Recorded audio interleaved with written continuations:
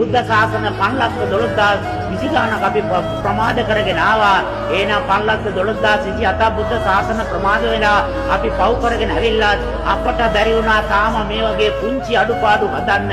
ඇස්වල මේ තරම් රාගය තියෙනවා තාම නිදාස් වෙන්න බැරි වුණා.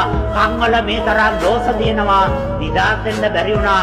වචනවල මේ තරම් අඩුපාඩු තියෙනවා නිදාස් වෙන්න බැරි වුණා. ඇසිරීමේ මේ තරම් මාන්නය උඩඟු අහංකාරය තියෙනවා ඒක තාම නිවැරදි කරගන්න බැරි වුණා. නින්දට යන්න බෑ, ඇවිදින්න බෑ, දකින්න බෑ. සිතිවිලි වල මොන තරම් කෙලෙස් තියෙනවද මේක හරි ගන්න ගන්න තාම බැරි වුණා. එහෙනම් 512027ක් වෙනකම් සම්මා සම්බුද්ධ ශාසන වල බණහලා පැවිදිකම් කරලා හැම පින්කමක්ම කරලා දස පාරමිතා කරලා බැරි ගයිලා මෙතන ඇවිල්ලා ඉන්නේ.